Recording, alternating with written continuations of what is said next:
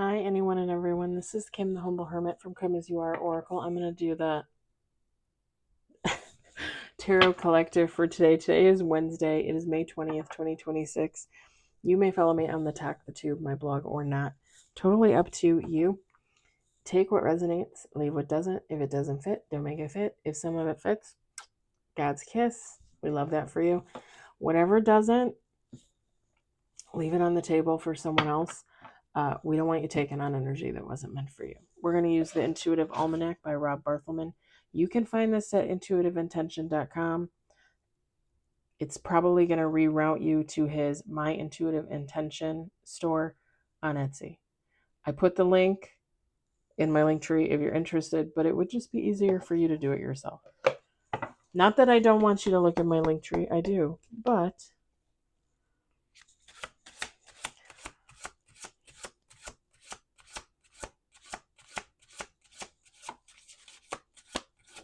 we got one on the table, 4 on the table.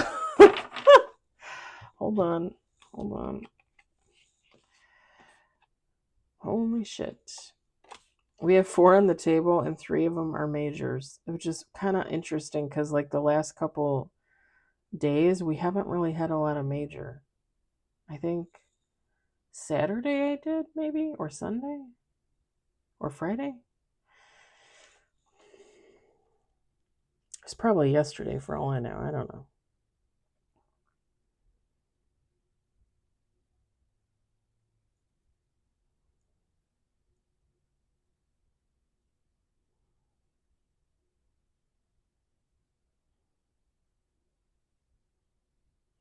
These 2 cards are right next to each other and they're both basically saying the same damn thing.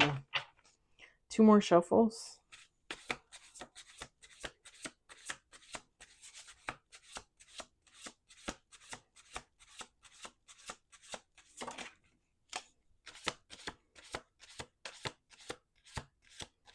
Five on the table. 3 major. Last shuffle.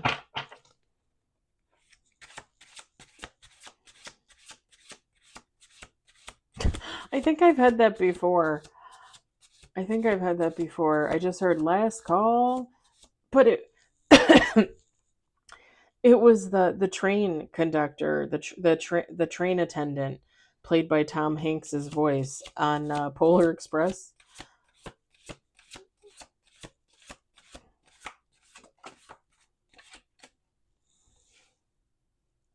Y'all, I can't make this shit up. We got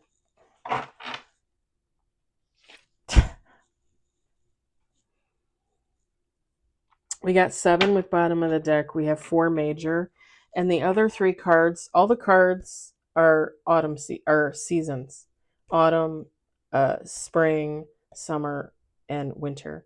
Out of the 7 cards, 4 of them are major, and the other 3 are autumn. Some friends of mine used to have a daughter named Autumn. Sadly, she died in a house fire. I think she was 5 or 6.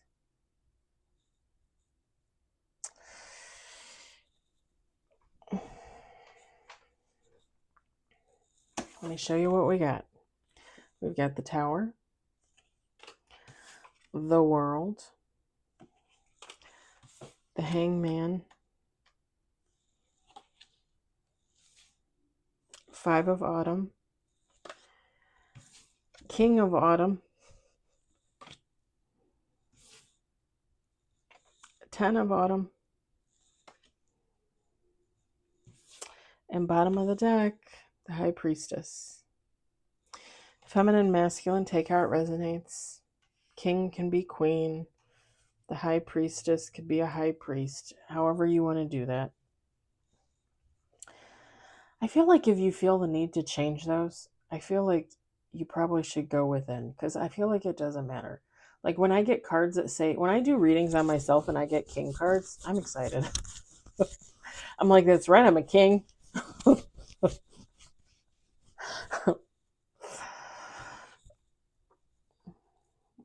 just saying. So with the Tower in the world, something's coming to a head, something's going to close. When I look at the World card, first of all, the Tower card never really bothers me. If something's coming to a head, it's meant to come to a head. You're meant to make a decision. You're meant to look at something. You're meant to go within. All that jazz. The World card, to me, is always like the Death card. It should be like a death and a rebirth. To me, they always almost feel like the same damn thing.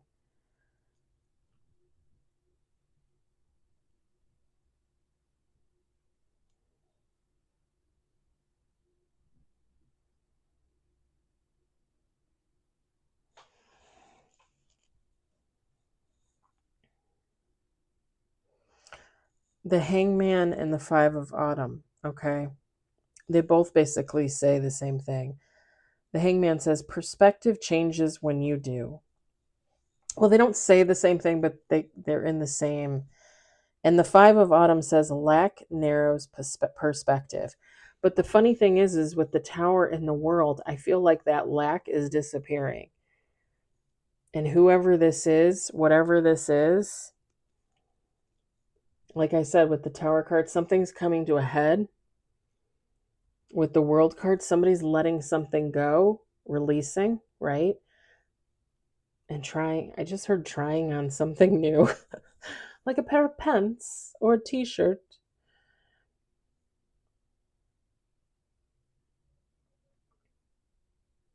And when you look at this World card at the top, Rob Barthelman wrote Silent Harvest. I don't know if you can see it. The Silent Harvest. I don't think it's silent, like, oh, this person is keeping it quiet. I don't think it's that. I think it's silent, like, this is something that is going to creep up on somebody. And it's almost like it's almost like going to bite them in the ass, but in a good way. And I don't know why I'm picturing this, but I'm picturing somebody walking down the street, like going for a walk, and like a dog comes up behind them and bites them, like bites their ankle, bites their calf, and when they turn back and look, the dog's kind of like no collar, no home, and they take this dog home. It's like that beautiful surprise you never expected, you know? The ex-husband, I think I told you guys before, if you follow, if you subscribe, the ex-husband and I took in a cat. We had a feral cat. Well, technically he wasn't feral, but he was living in our backyard on and off. I was feeding him, putting out water, putting out food for him. When it got started to get cold out that first winter, I made him like a little house out of Rubbermaid containers. You can go online and learn how to build your own like outdoor cat house. It's pretty easy for the most part. I don't know how effective they are. Like I feel like it's helpful, but I don't know, like I still felt like he was freezing out there. And he probably was. He probably was. Um and one morning the ex-husband and I got up and we opened up the um well, we had blinds. We had blinds in our slider on our back door to our porch, to our deck. So we opened up the blinds and he was out there. He was in the little house. So I filled up a bowl with food. The ex-husband went out there and put it out there. He put out some fresh water because it was pretty cold. And it started snowing. Him and I were both going to work. He was getting home before me. He actually dropped me off at work because I told him, I'm like, there's no way I'm driving home. It's supposed to like snow like 6, 7 inches. I'm like, I'm not driving home in my putt putt. So he drove me to work really early. He went to work. He called me when he got home because he went home first. He got home at the time he was getting home pretty much earlier than me, right? Pretty early. However you want to phrase that, because I didn't say that right. So he said the cat was still out there. And I said, okay, well, you're going to come pick me up. I said, when we get home, I said, if he's still sitting out there, like, we're letting him in. We'll put him in the guest room, for the night or a couple nights until it stops snowing and it gets a little warmer. And this was like February, March, something like that. Um, Again, northern suburbs of Chicago.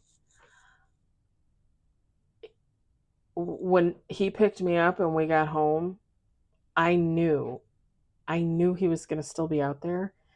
And him and I literally, because our garage was attached to our house. So, you park in the garage, close the garage door, walk through the door. The little family room, there was a pony wall, there's the family room, the kitchen. We had an extra addition to our house, which was a sunroom. We were one of only two houses in the whole development that had a sunroom. And a slider by the kitchen and a slider in the sunroom. We had a big wooden deck. We had a pool in the backyard with a separate deck, above ground pool. And anyway, we had a table right there, which is the table that's in my kitchen now. We had a table right there, and I literally put my purse, my lunch bag on there. Didn't even take off my coat, didn't even take off my shoes. Probably had snow everywhere. I went and opened. We had our four cats at the time: Bubbles, Homer, Mrs. Pickles, and Harley, and they're all related. They're all family. The boys were born in the same litter, and a year later, the girls were born in the same litter. Same mom. Got them all through my friend's sister. I don't know where they were. They were somewhere, probably sleeping. Usually when they would hear us come in, they would come downstairs. But they didn't come downstairs this time. And I literally went to the slider, kind of flung it open, and was opening the screen, and he literally walked in. And that was it. I closed the door. I closed the screen. I said to my ex-husband, who was my husband at the time, I said, take him upstairs and put him in the guest room. Make sure there's no other cats in there. I made him a bowl of food. I made him a bowl of water. I made him a litter box, even though he probably would not know how to use that, right? He did know how to use it. He did. Put a cat tower in his room, put some toys in his room, made sure he had blankies, and, there was a guest bed in there and everything. And the ex-husband and I made sure he was comfortable, left him alone for a while, went about. I took a shower, made dinner. We went up there and spent probably like a couple hours before I went to bed, because I was always an early sleeper. And yeah, spent like four minutes on this story. Anyway, anyway, he was the most beautiful surprise. He is with the ex-husband. I took the four related cats, which are now three because Miss Pickles died last September. But yeah, I still see him when I go to see the ex-husband and his mom. I still see the cat, and he's kicking. He's still doing good. He is a Bengal, by the way. Probably a mix, probably not a full-on Bengal.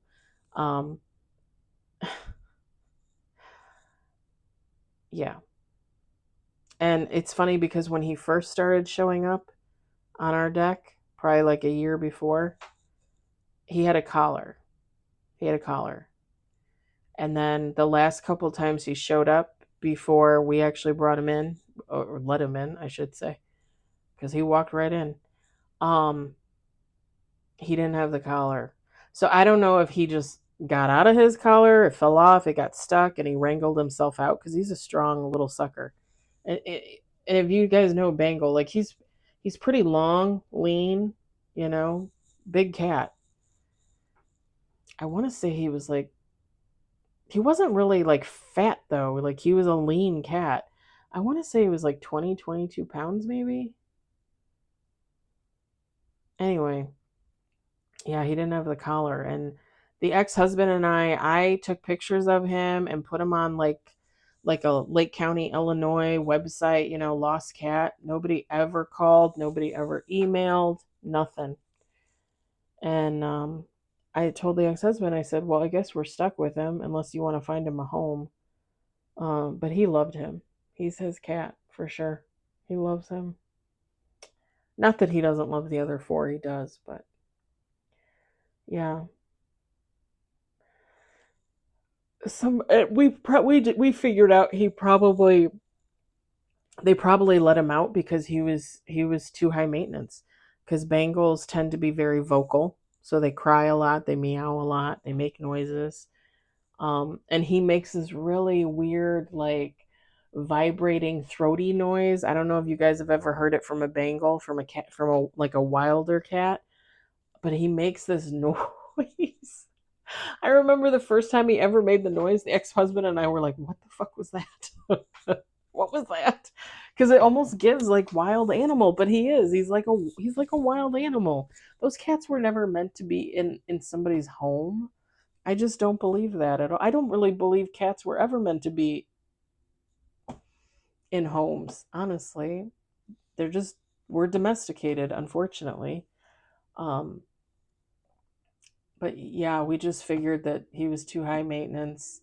He wasn't fixed when we got him, so I don't know if they were breeding him and selling kittens. You know, if they were breeding him with a female and then they were selling kittens. I don't know. I have no idea. Um, but we took him in and we got him fixed, and you know, he stayed around. He got out twice. He probably got out like 3 or 4 times. The first time he got out, he left. And he came back like a day, day and a half, 2 days, something like that later. Every time he got out after that, he was back in less time. So like if he was gone a day the first time, he came back half a day the second time. A couple hours the third time. An hour the fourth time. And then it just got to the point where like he wouldn't even walk out the door.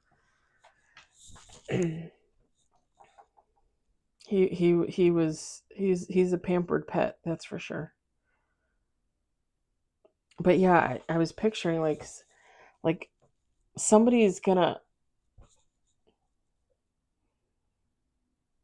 like something is ending for somebody and something is beginning. It could just be like a cycle, like a life cycle, but it's like somebody's gonna get like the biggest surprise.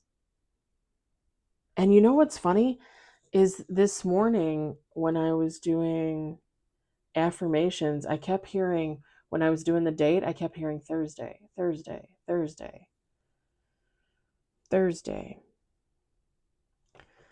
King of Autumn. It says the autumn crown, prosperity from stewardship.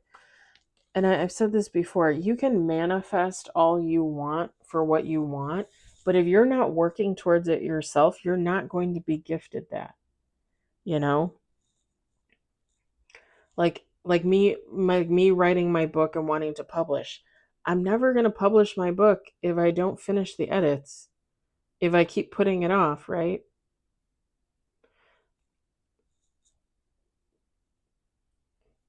I'm never going to publish my book if I don't go talk to publishers about self-publishing, right?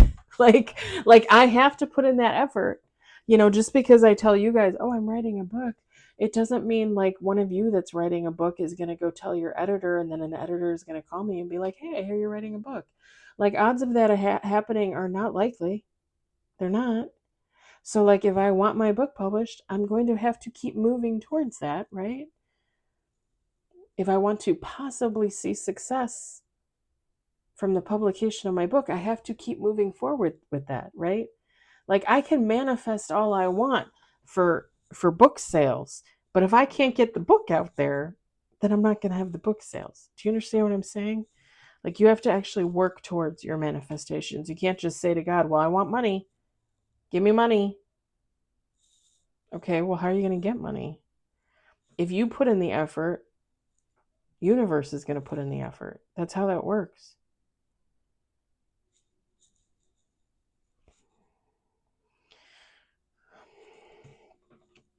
Ten of Autumn, the stone hearth. Legacy is built within gratitude.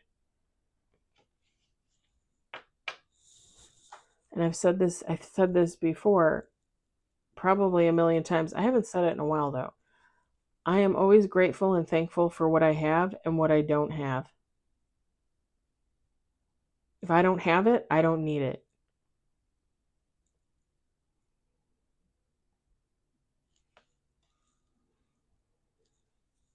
Again, that's not to say to not manifest for things. You should manifest for things. But again, you have to work towards it. And you have to be grateful for what you do have, thankful for what you do have. Otherwise, what you want is never going to come to you. You know, if you're out there working and you're like, well, I want an extra $100 this month, and you're like, well, I don't know how I'm going to get it because I'm just going to sit here. Well, then how are you going to get the extra $100? And then if at the end of the month you don't have the extra $100 because you didn't put any effort to try and figure out how to get that $100, and then you're mad, like, why didn't you give me $100? What's going on? Like, where's my $100? And God's like, well, did you work some OT? Did you take on a part-time job? Did you go mow somebody's lawn for $5? Like, like, like, hello. And you're not even thankful for what you do have. Like, be grateful and thankful for what you have. I'm not meaning to sound bitchy, by the way. This is the reading.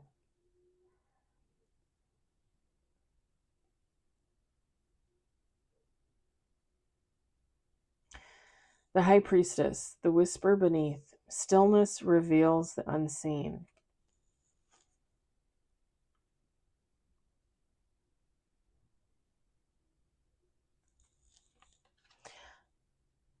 I'm just going to say it because it's reminding me of it right now. But like, when people tell you, readers will tell you, well, if you want love to come to you, stop looking for it, right? Kind of the same thing with manifestations. You should manifest. You should manifest for what you want, right? But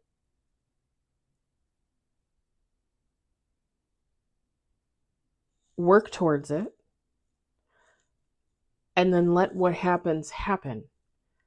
I'm a firm believer, like, I manifest for the things I want every day, okay? But the things I want are pretty simple. They're not really like, like, oh, I want a jet and I want a mansion and I want $5 billion and I want a house full of kitties, like, like, that's not what I'm manifesting for. I manifest for things that are humanly possible within my realm to achieve. And I don't do that like because I'm lazy and I don't want to work for anything. I do that because this is what I'm manifesting for. Like, this is what I want. Simple and easy. Simple and easy. Simple for me, okay? And I mean, I guess technically I also manifest for other things and I do them, like taking classes, like writing the book, stuff like that. But I have other manifestations, but I wouldn't consider them like, crazy unachievable, like crazy they're never going to happen in this lifetime. And we always talk about how, like, putting that energy out there and then letting what happens. What is meant for you will never leave you. What is intended for you will always come. So it's like putting that energy out there, working as best you can to get towards that, and then letting what happens happen.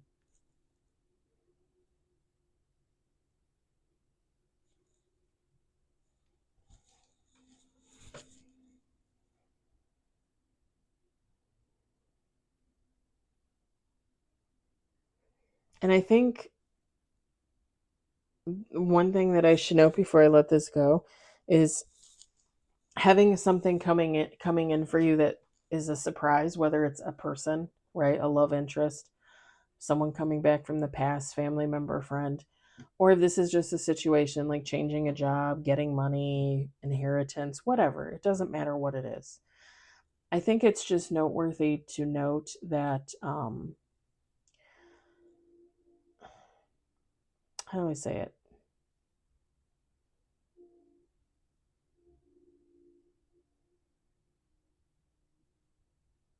I lost my train of thought. I was going to say something and I lost my train of thought. I literally lost it in like 2 seconds.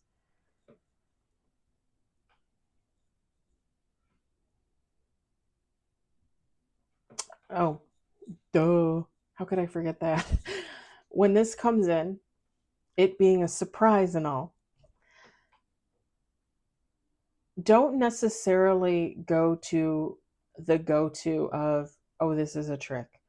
Oh, this is the devil fucking with me. Oh, this is going to be the same asshole that I dated before. Don't go to the negative necessarily right away. And I also want to say, again, especially if this is a person, let things happen as they happen. Don't try to push anything. Don't try to force anything. Let things unfold as they unfold. Especially if you have a person coming into your life and it doesn't look like romantic, it doesn't even necessarily look like friendship right away. Let things happen as they happen. Don't push anything.